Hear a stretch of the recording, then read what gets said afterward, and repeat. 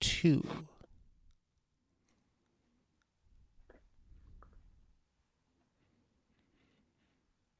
Good evening, Jeopardy fans, and we are live here on hashtag Jeopardy Live Panel, presented by thejeopardyfan.com.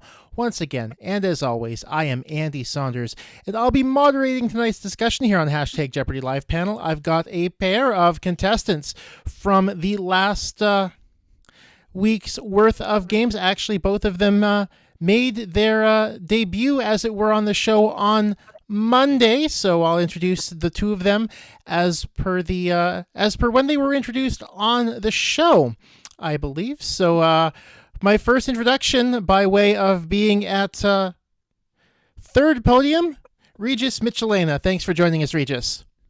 Oh, it's a pleasure to be here. Thanks for having me, Andy. And our other panelist, by reason of being at the middle podium, Lisa Mueller. Thanks for joining us, Lisa, and congratulations on your victories. Thank you. I'm sorry I don't have a cool Chewbacca, though. Yes. That's awesome. Thank you. Regis has a very awesome Chewbacca behind him, yes. Hanging out, keep me company. Is that completely, or is he holding a prop gun? Oh, it's a cardboard cutout, but yeah, he's got an Imperial blaster. So, now that we've introduced everyone, just a reminder that we've got, if you're looking to leave a message for any of our panelists or even myself, you've got the hashtag Jeopardy Live Panel on Twitter. You've also got the YouTube live chat. I do keep an eye on both of those throughout the stream. So keep an eye out for those, and I will certainly. I'll certainly read off those if I like them. But my first question here on hashtag Jeopardy Live Panel for our panelists, it's the one I've been opening with lately.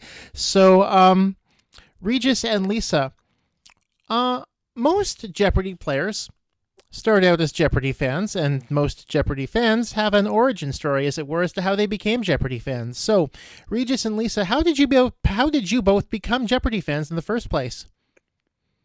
Lisa, go ahead, go first. Okay, you go. I would come home. So for most of my life, Jeopardy's been on at 3:30 in Illinois, and so I'd go home, and my grandma would take care of us, and we'd watch Jeopardy. So I really did. Somebody on Twitter didn't think I actually wrote a letter when I was 11 to Jeopardy, but I really did. I really was appalled, and I still am a little salty about it. So I guess that's my origin story. And I guess maybe losing on Jeopardy is like, my origin story is like how I turned into a superhero. Losing on Jeopardy is kind of when I turned to the dark side, like I became a dark superhero. Like, Ooh. New career in villainy. I like it. Mm-hmm. Yeah. How about you, Regis? I've enjoyed watching the show for about as long as I can remember.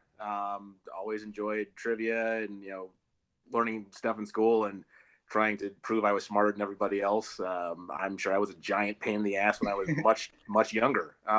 Never mind right now, but definitely then. I remember on every Sunday after church, my mom and my sister and I would go visit my great aunt. And Mom would have coffee with her, and we'd have hot chocolate. When we were done, we'd go play in the living room, and she had this massive bookshelf, like every National Geographic you could, think of, and there was this big Jeopardy book that had tons of clues, answers, and questions. And I, distinctly remember going through that whole thing, and I didn't know a whole lot of them at the time, being 8 or whatever. But it was a lot of fun. I got a lot of warm memories, and of course, I'll freely admit to being a lifelong Weird Al fan. So the whole opportunity to bring shame and disgrace on my family name for generations to come was not an opportunity I was going to miss. I don't think you have, though. I'm sorry. I don't think you have. I actually, when I let my parents know that I was going to be on the show, that's how I, let them know with that reference. And it took my dad a minute to get it. He was, Weird Al fan too. But no, they've all been very supportive, even with how things shook out for me. It was still a blast. So, Yeah, it definitely seems like both of you had an absolute blast when you were on Jeopardy. So Mm-hmm. let's get into talking about things a little bit. Obviously, the two of you were had slightly different contestant experiences when it came to the amount of time you spent in the green room. Um, I know you would have come in on the Wednesday morning, whereas Lisa had been there the entirety of Tuesday. Right. Do I have that correct? That's correct. So now, Regis, how did it feel being thrown right in without actually being able to watch a game from the audience first? Yeah, I was really hoping for the Tuesday episode, if I'm being completely honest. Of course, my name was drawn first, and it was actually kind of like in the audition, the in-person audition, when they drew names for the mock game and interviews. I was the first name drawn there, so I guess it shouldn't have been a big surprise going in a little cold compared to everybody else, but that was not a big deal. It was actually the only time I got nervous while in California for the show was when my name got drawn, and there was about 5 minutes of me freaking out backstage, trying to keep it cool, but I'm sure Lisa saw right through me. But once we walked out of the green room after the makeup got redone and we got on stage, I was fine. We're playing a game. Yeah, there's people there. Yeah, there's cameras. Whatever. It's go time. Mm-hmm. And Lisa, obviously, you had the entirety of Tuesday to watch. So, how much do you think it helped you to actually have put in the entirety of the 5 days of Tuesday in the audience watching? How much did that help you?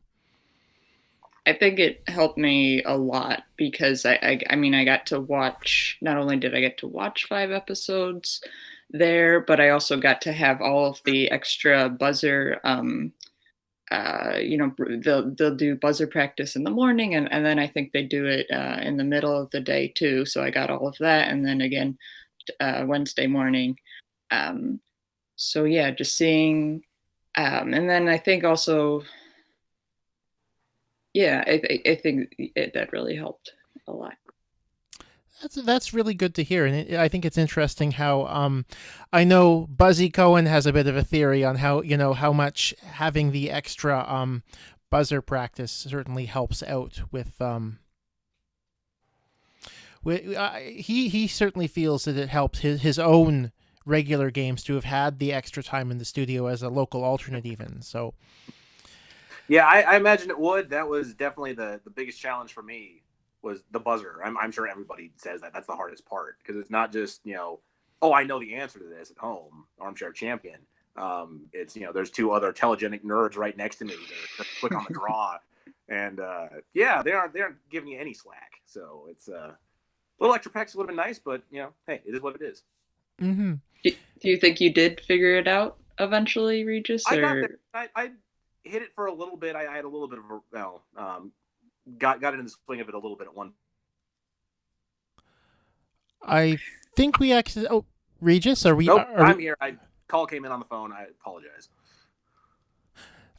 We missed most of what you said. Would you be able to repeat it? Oh, sure.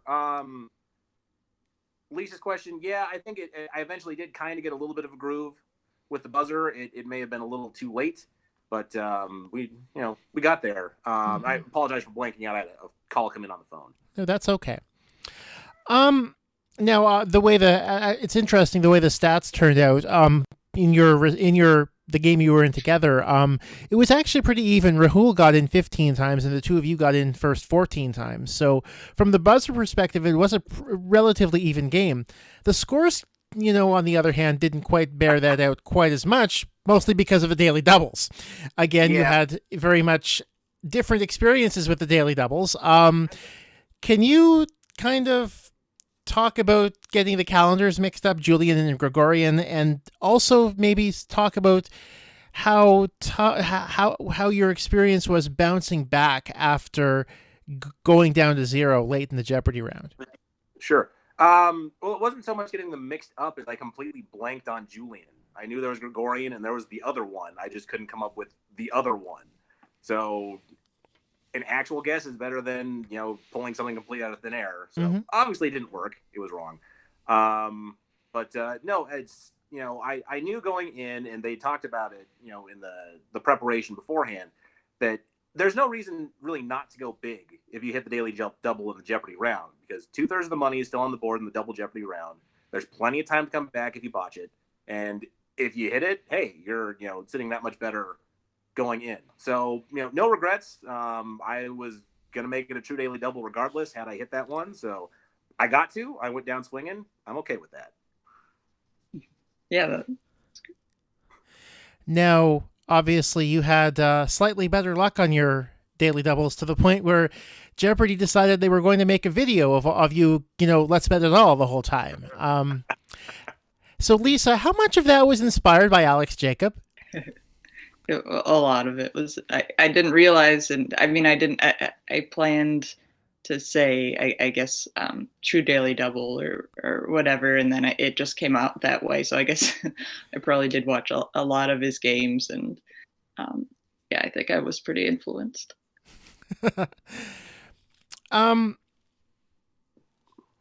Except I tried to be like him, except with like the massive amount of knowledge and the buzzer skill and stuff. But I had the let's bet it all down, I think. Mm-hmm. You certainly did.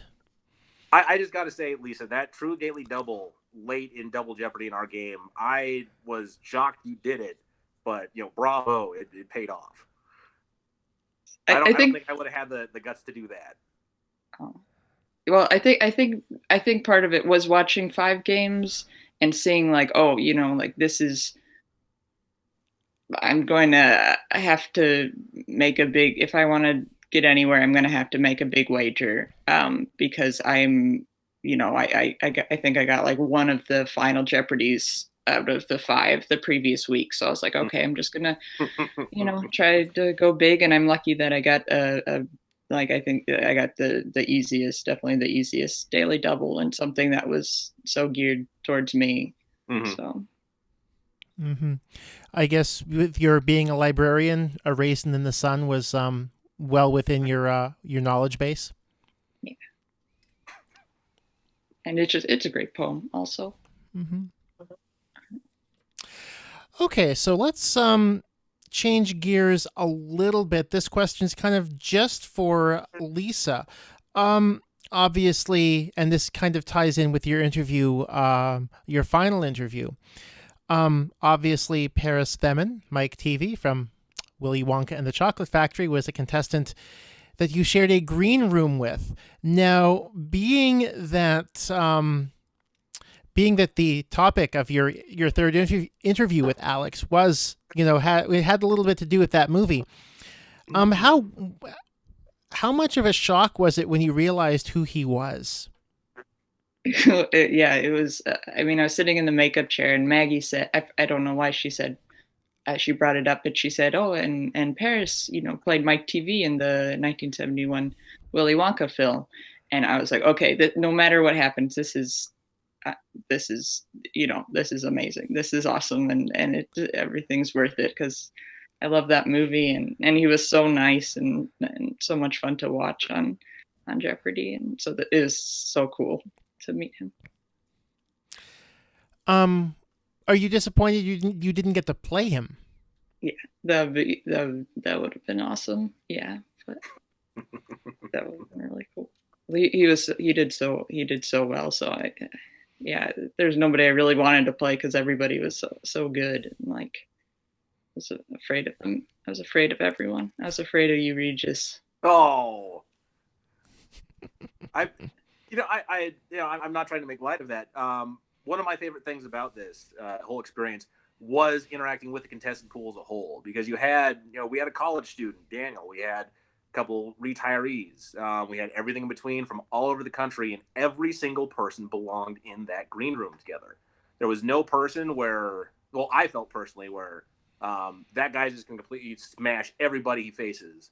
I really don't want to get paired up against that guy. And at the same time, there's nobody that, I thought, oh, I'm going to run over them, piece of cake. Everybody had a fighting chance in any given game, and I loved that about the experience. Very nice. So, um, do either of you recall there being any stoppages of play, any stoppages of tape, as it were, throughout the episodes of the week that you saw? Yeah, we had one. In Double Jeopardy, there was one question, and I don't remember which one it was, where Rahul kind of mumbled the "what is," and so they actually had to stop everything. We got to turn around. The judges went over the tape to confirm whether or not he had said "what is," and they decided he had. I myself didn't hear it, but I am just me standing where I am in the studio. But I didn't really notice any jump in the edit watching the broadcast. Okay. Yeah, it was so interesting. Sorry, you were about to say something about interesting. I mean, it was just interesting that just stopped right in the middle of this huge important game, and we got turned around, and then we were just chatting with the contestant coordinators about The Big Sick and other movies, and it was just weird to pause right in the middle of it. So hopefully it didn't throw Rahul off too much, or like them questioning about, because you could clearly hear him say it. So hopefully it didn't throw him off that much. And it helped me. I think it helped me because I got to, we didn't get to look at the categories when we were turned around, because I think they said that they didn't want a clue accidentally popping up on the screen. That's why we turned around. But I could think through the categories, and I was like, oh, Sunny quotes. If I go on that one, I think I could do that. So I think it helped. It helped me. So That's very interesting to hear for sure. Your respective interviews with Alex, I've already touched on your third one, Lisa. But for both of you, were there any? Did Alex talk about what you thought he'd talk about in your interviews, or did he go off the script, as it were? Okay, I'll go. In the moment, I thought my interview was absolutely terrible. Alex referenced the Oroville spillway failure in California. I'm a dam safety engineer. Yeah, I wasn't going to comment on someone else's dam failure when I don't have any particular special knowledge or insight into what happened. It caught me completely off guard because that's not asking about my job. I'm not here to talk about California stuff. Although I will note for anyone interested, the embankment itself didn't fail. So while things did go wrong, certainly with a spillway failure, the embankment didn't fail. Things still went right to an extent. So credit where credit's due on that. It did throw me off. I figured they gave me a heads up they would probably ask about dams. Apparently, Alex really likes talking about dams for some reason. I mean, I like them. They're interesting, but yeah, I don't know that was quite a good 30-second interview topic. And he threw me off enough I didn't get to make a damn joke about such a good damn job or something like that. Someone on Twitter made it for me, so thanks, guy on Twitter whose handle I can't remember. If you're watching, I saw it. Thanks. Now, Lisa, what was highlighted on your card with Alex? It was actually about dams and Regis's job with dams, but he didn't go. He didn't go for that one. It was mine highlighted was I did a library book cart drill team for my library, where we take book carts and then dance with them. Do a little swizzle and dressed up like Shrek, and just had a lot of fun. But I guess they were going for stories about when I was a child, or how I'm still a child at heart, even. I'm not sure. So, are you happy with how the interviews turned out? Or, I mean, one of them, your second one about quote unquote disrespecting Big Bird, ended up going quasi viral. So, how does that sort of thing feel, watching so many people talk about you on the internet? Yeah, it's really weird. It's really weird. Yeah, seeing it and and seeing people say, like, oh, it, that I was bothered by it or I wasn't bothered by it or anything. It was just, yeah. And it was on ESPN, which was really weird. I felt like Sammy Sosa, like I was a sports star on ESPN. It was just bizarre. And I didn't think it was that great of a story, but Well, Alex certainly decided. You certainly had a rapport with Alex for sure. It seemed like he was giving you a hard time. You were giving him a hard time back, and he was really enjoying that. And I think he really took to you. I don't think I said he said during a commercial break that Lisa said she's going to send me a very strongly worded letter, and I'm pretty sure I didn't actually say that. I think he was just being goofy, and I didn't mind it. I thought it was a lot of fun, and he could have said a lot worse things about me than being weird. So, of all the clues you faced in your respective games, was there anything you got right that you were particularly proud of?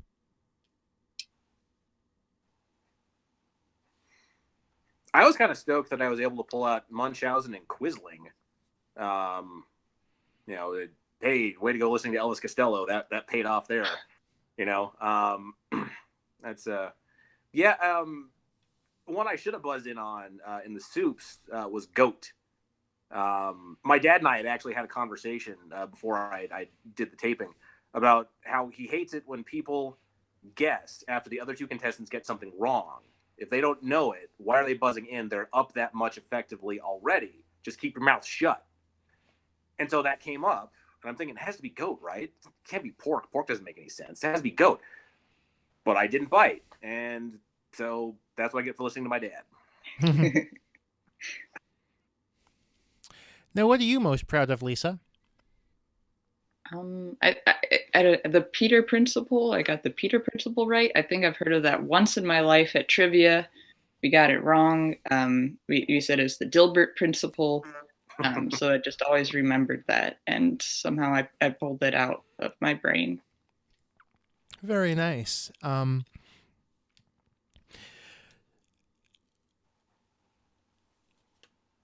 My next question, I think, is mostly for you, Lisa, because one thing that I certainly noticed, and I think this is one reason why you were able to do so well, you certainly were able to keep your nerve, as it were.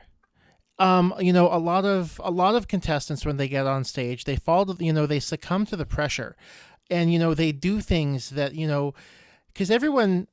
There are so many contestants who come on here and they talk about how they wish they could have, they're always playing along at home, and they always are like, when I get on the show, I'm going to make it a true daily double, or they've studied all the wagering, and when it comes time to put the number on the screen, they panic and they put the wrong number down.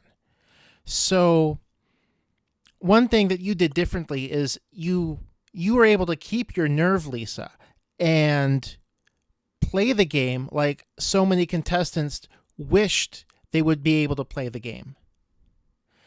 So how did you manage to keep your nerve on the stage when so many other contestants lose theirs, as it were? Thanks, Andy. I guess, like I've said, I got to watch the 5 games.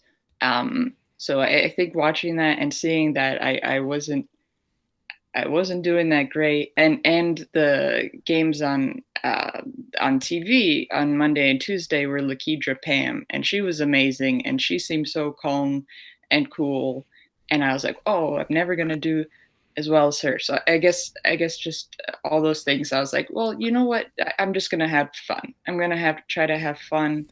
And I think, I was extremely nervous, but I think I was like, okay, I'm going to have fun, try to do a daily double if I can, and just see how it goes. Well, that I would say it certainly worked out very well for you. especially when it came to Tuesday's game, where again you managed to go viral for winning the game by $1 based on your bet in Final Jeopardy. So, do you want to talk us through the thought process behind that bet? All right. Well, I'm going to bring you up, Andy, because you I got your wagering strategy sheet before I went on, and I put that off as long as I could because I'm just really bad at math and wagering, and but I tried to look at that and kind of see what the wagering was. And then also looking up YouTube and learning again how to subtract by hand without a calculator was really important. So yeah, so I guess I went off of that. I, I, I guess maybe I should have bet, to instead if John did bet 0, I guess I should have bet over.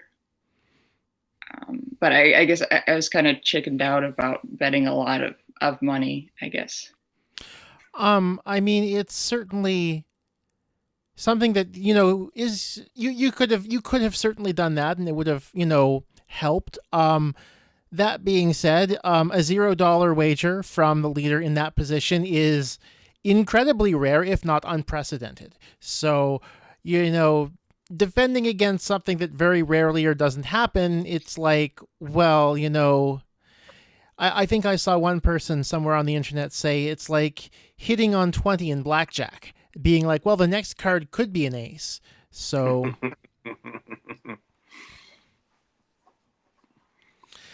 and of course, Lisa, you ended up losing to Rebecca on Wednesday, who was brought back because of the Manchester by the Sea Final Jeopardy back in January. What were you guys told in the green room about Rebecca? Yeah, the Maggie told us that she was brought back because of a final Jeopardy. Rebecca wasn't the one who asked to come back. And she was just told like, hey, the final wasn't worded properly, so we want you to come back. And I think that's all we were told. Yeah, I don't remember hearing anything more. Okay. Yeah.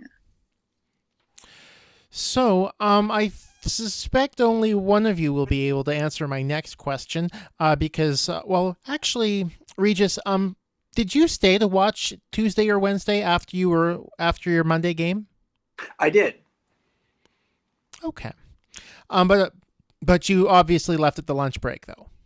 I did, yeah. My buddy that came out with me had never been to the beach, or Wyoming boys. That opportunity doesn't come up very often. And we had the flight was early enough in the morning that wasn't going to be an opportunity. So we decided to go get some fresh air, get some lunch, and see the sights. Leave a little surprise for the end of the week, when everything was airing. Okay. So, I guess so that means, Lisa, you're only able to answer my next question based on your experiences from the previous week, as it were.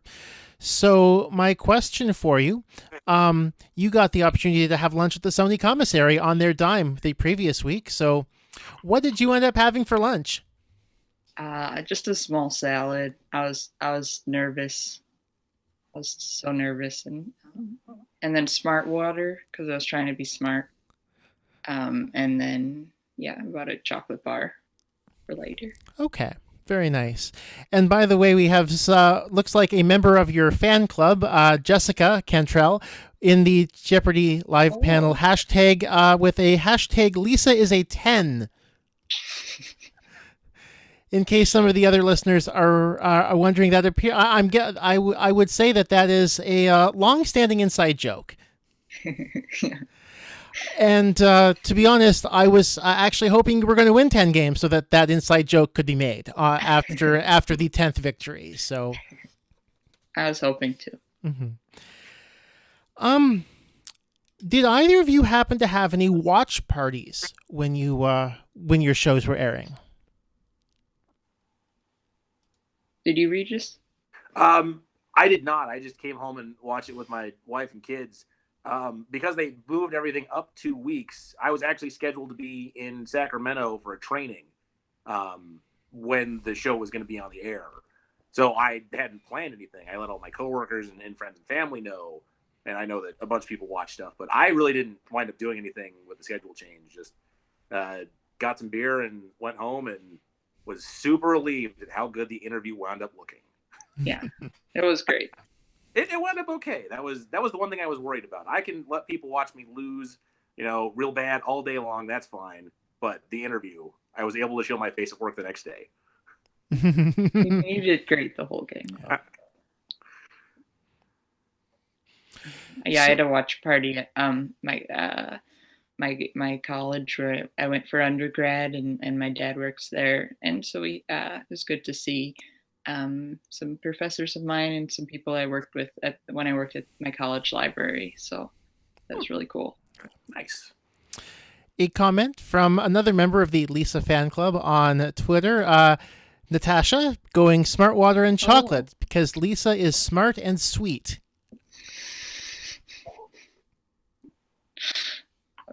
Thank you, Natasha. I have a limited data set, but I can't argue with that.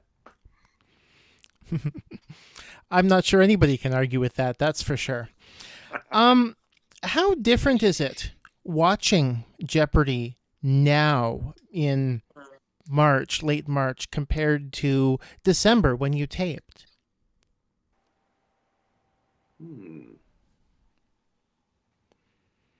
Has anything changed in how you watch Jeopardy? Not a whole lot, honestly. It's I have a better sense of what the contestants are going through, and I can definitely empathize. I have my share of brain farts on a daily basis, so I usually don't get too worked up about people getting stuff wrong. Although I will yell at the TV when Motown categories go just completely unanswered. That's unacceptable. It's having a little bit more appreciation of what they're going through beyond just oh, how did he not know that? Well, he couldn't buzz in, or the neurons didn't quite line up on that one. That happens. Who are your favorite Motown groups, Regis? Oh, I don't know if I can really say a favorite, but I will take Love Is Like a Heat Wave any day of the week. So how different is it watching Jeopardy for you now, Lisa, compared to before you were a contestant? Yeah, it's a little different. It's like how can anybody get anything right, because it is nerve-wracking up there. So I'm just really impressed by everyone. I was impressed by watching myself too. I was like, how did I do this? Like, why am I buzzing? Why am I buzzing right there? We don't know this, Lisa. We know this. Why we're buzzing? What? Well, I know I certainly noticed on Twitter you're being even in the time between taping and airing, you being impressed with certainly Rachel Lindgren and how well she was doing a few months back. Yeah, she was awesome. I'm really excited to watch her in the Tournament of Champions. Everyone who's going to be in the Tournament of Champions. I'm really excited to watch. So, do either of you happen to have any questions for each other or for myself? I didn't even think about that. Ooh. So Regis, do you have what's next for you on the trivia front? Like, would you try out for another show, or have you, or? Yeah, I'd definitely love to do another show of some variety in the future.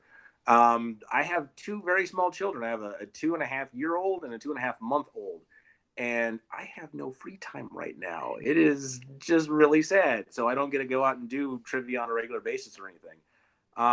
So hopefully getting into that a little bit at some point here in Casper. No, I would definitely love, at some point down the road to take a crack at another game show. It was a hoot. Yeah, well, let me know when you're on. Oh, I will.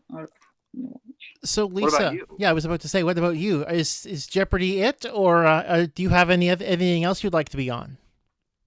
I mean, Jeopardy was the the dream. Jeopardy, making the Tournament of Champions, winning the Tournament of Champions, and then, for the rest of my life, I would be like, I would be on call to be called back for a tournament, so I could just spend the rest of my life studying for Jeopardy. So now I have no idea what to do.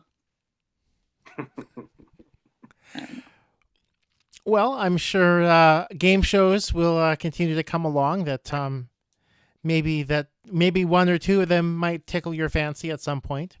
Yeah, I mean, if anything, I'm a little bit bummed that I missed my chance to be on Who Wants to Be a Millionaire with the other Regis. I did call that into that in high school, but I never did hear anything back. Alas.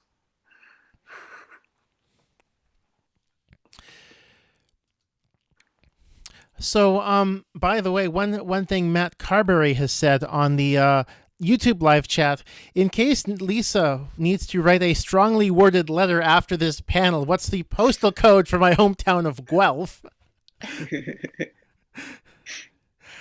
If you're looking to write a strongly worded letter, Lisa, let me know. I'll give you the mailing address. Okay, yeah. Are you planning on writing Alex a letter, by the way?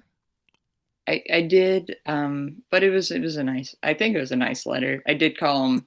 Well, I said, you called me weird, but I got to watch you for a day and a half, so I had a pretty good example of it. But then otherwise, I was just telling him, thanks everybody at the studio, and thank you for being nice, and I had such a good time. Oh, and I drew a picture of. I said I lied to Big Bird. But I would never lie to Alex Trebek. So here's a picture of my pet muskox. That was my letter, basically.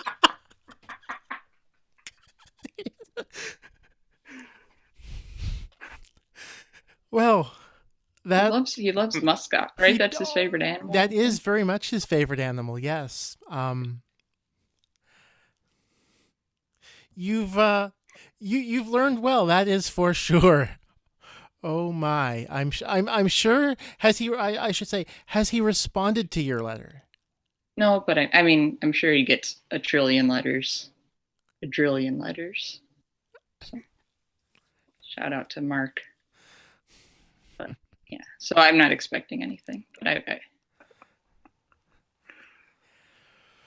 So, on that note, I'd like to thank both you, Lisa, and Regis for joining me on hashtag Jeopardy live panel this evening. It was great to have you both. It was great to talk with both of you about your contestant experience for sure. Thank you so much both for joining me. Thanks for having me, Andy, and Lisa. It was absolutely wonderful to talk to you again. It was Regis. I'm so glad to hear you're doing well, and I hope your family's doing well. So far, so good. Okay, so on that note, once again, we'll be back next Monday night at 9:15 p.m. Eastern with another episode of hashtag Jeopardy live panel. So for Lisa, for Regis, I'm Andy Saunders. Thank you so much for joining us. Have a great night.